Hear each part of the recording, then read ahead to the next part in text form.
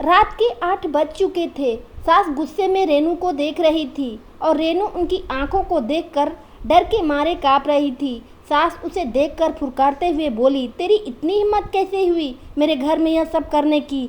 ले देकर 4 दिन हुए इस घर में आए हुए और अपने आप को घर की मालकिन समझने लगी है। आने दे आज मेरे बेटे को, आज तेरी खैर नहीं है। हाथ पैर न तुड़वा दिए तो मेरा नाम भी रेशमा नहीं। आज न जाने क्या होने वाला है। सास जितनी निर्दयी है अपने बेटे को भी उसी तरह निर्दयी बनाकर रखा है। हर नई नवेली दुल्हन को अपने पति का इंतजार होता है, पर रेनू उसे तो अपने पति तरुण का इंतजार बिल्कुल भी नहीं था, क्योंकि उसे तो डर लगता था। मन ही मन मन्नत मांग रही थी कि आज पति घर ही ना आए, लेकिन जब तक पति घर नहीं आएगा तब तक सासू माँ उसे खाना भी नहीं देगी। इतनी निर्दयी औरत है कि रसोई में ताला लगा कर रखा है। आखिर ऐसा क्या हुआ था कि रेशमा जी उसे इस कदर डांट रही थी, और आखिर तरुण का ऐसा क्या स्वभाव था कि अभी नई नवेली दुल्हन होने के बावजूद भी रेनू को अपने पति का बिल्कुल भी इंतजार। चलिए जानते हैं रेनू के बारे में। रेनू और तरुण की शादी 4 महीने पहले हुई थी। माता पिता तो थे नहीं। ग्रेजुएशन पूरा होते ही चाचा चाची ने शादी करा दी थी और अपने जिम्मेदारियों से इतिश्री कर ली थी। फिर ना कोई पग फेरे की रस्म, ना कोई तीज त्योहार। इधर ससुराल में ले देकर सास रेशमा जी, पति तरुण और एक ननद काजल ही थी, जिनकी सगाई हो चुकी थी। छोटा परिवार था। एक प्यारी और शांतिपूर्ण गृहस्थी का सपना संजोए रेनू इस घर में आई थी। पर सपने तो सपने ही होते हैं, हमेशा सच थोड़े ही न होते हैं। शांतिपूर्ण गृहस्थी तो सपना ही बनकर रह गया। रेनू जहाँ 20 साल की, वहीं तरुण पूरे 30 साल का। दोनों की उम्र में पूरे 10 साल की अंतर था। सास रेशमा जी रेनू के लिए 10 नियम कायदे बनाए बैठी थी। सुबह 4 बजे तक उठकर पूरे घर की साफ सफाई करना, उसके बाद स्नान करके रसोई में जाना, हमेशा मुंह पर घूंघट लिए रहना, सबको खाना खिलाना, बगैर खाना नहीं खाना, और भी न जाने क्या क्या नियम बनाई थी। रेनू को उस नियमों को सख्ती से पालन करना होता था, पर अभी उसकी उम्र ही क्या थी, कई बार गलती भी हो जाती थी। अगर किसी दिन कोई चूक हो जाती तो उसकी कयामत आ जाती थी। उस पर हाथ उठाने में कोई गुरेज नहीं करता था। घर में यहाँ तक कि 5 साल बड़ी ननद काजल भी उस पर हाथ उठा देती थी।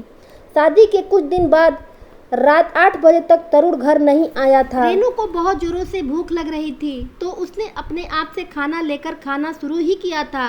अभी पहला निवाला मुंह में ही गया था, इतने में रेशमा जी ने देख लिया और चिल्लाना शुरू कर दिया। जब रेनू ने बर्दाश्त नहीं हुआ तो उसने कहा, माँ जी मुझे बहुत जोरों से भूख लग रही थी, इसलिए खाना खा लिया। इससे पहले सासू माँ कुछ कहती, ननद काजल ने आगे होकर रेनू को गाल पे थप्पड़ रसीद कर दी। क्यों भूख बर्दाश्त नहीं कर सकती थी? मेरा भाई तुम्हारा पति है, उसका इंतजार नहीं कर सकती थी?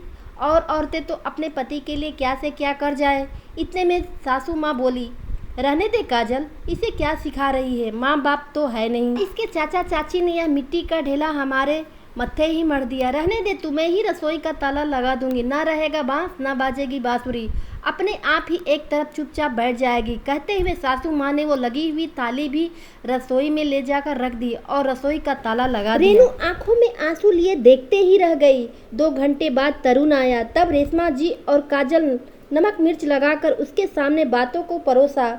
वह माँ का भक्त होने के कारण इतने गुस्से में आया कि उसने भी जाकर रेनू के गाल पर थप्पड़ लगा दिया। उस दिन इसे खाना तक नहीं मिला। दूसरे दिन रेनू शाम का खाना बनाकर सास और ननद को खाना खिला रही थी। दोनों बाहर हाल में बैठकर खाना खा रही थी। वहीं रेनू गर्मा गर्म रोटियां सेक कर दोनों को परोस रही थी। आज सुबह सासू माँ ने सिर्फ 2 ही रोटियां खाने को दी थी। इस कारण से रेनू को बहुत जोरों से भूख लगी थी, पर तरुण ने 10 बजे से पहले आने को रहा। रेनू को बिल्कुल भी भूख बर्दाश्त नहीं हो रही थी। इससे पहले कि सासू माँ और काजल खाना खाकर रसोई का ताला लगा दें, उसने फटाफट से एक रोटी अपने पल्लू में बांधकर अपने कमर में खोस ली। जब माँ बेटी को खाना हो गया तो उन्होंने रेनू को रसोई के बाहर निकालकर ताला लगा दिया। रेनू अपने कमरे में आ गई। इधर सासू माँ और काजल अपने कमरे में आराम करने चली गईं। जब रेनू को लगा कि अब माहौल सही है तो अपने कमर से बंधी रोटी को निकाल कर रोल करके खाना शुरू कर दिया। रोटी खाते खाते आंखों में आंसू भी गिरे जा रहे थे। स्वाभिमान इस चीज का गवाही नहीं दे रहा था और क्या करे वह भी समझ में नहीं आ रहा था। इस समय सासू माँ किसी काम से इस तरफ से आई और उन्होंने रेनू को रोटी खाते देख लिया। बस फिर क्या हंगामा शुरू हो गया और रेनू अब यही इंतजार कर रही थी कि तरुण घर न आए। पता नहीं आज वह क्या करेगा। उस दिन इन सबके सामने रोटी लेकर खाई थी तो थप्पड़ मार दिया था। आज तो रोटी की चोरी की थी। थोड़ी देर बाद तरुण घर आ गया तो रेनू का दिल जोर से धड़क रहा था। माथे पर पसीना आ रहा था। अचानक तरुण की जोरदार आवाज आई, रेनू बाहर आ जाओ। रेनू डरती हुई बाहर आई। देखा तो सासू माँ अभी भी नागिन की तरह पुकार रही थी। काजल कुटिल मुस्कान के साथ इस तरफ देख रही थी और तरुण उनकी आंखें गुस्से से लाल हो रही थी। जैसे ही उसने रेनू को अपने सामने देखा, उसने उसके बालों को पकड़कर खींचा और धक्का देकर नीचे गिरा दिया। रेनू की बहुत जोर से चीख निकल गई, तेरी इतनी हिम्मत कि अपने ही घर में चोरी करती है? रुक, तुझे मैं अभी आज बता। कहते कहते तरुण ने अपनी बेल्ट निकाली, रेनू को मारना शुरू कर दिया। रेनू हाथ जोड़ रही थी, लेकिन ना उसे तरस आया ना ही उसके घर की औरतों को। आखिर जब तरुण नहीं रुका तो रेनू उसको धक्का मारकर दौड़ती हुई घर से बाहर निकल गई। अरे उसे पकड़ो, वो बाहर कहाँ जा रही है? रेशमा जी ने कहा। तो तरुण ने जवाब दिया, जाने तो माँ, कौन से उसके मायके वाले बैठे हैं जो उसके घर में बिठा लेंगे, अपने ही घूम कर वापस आ जाएगी।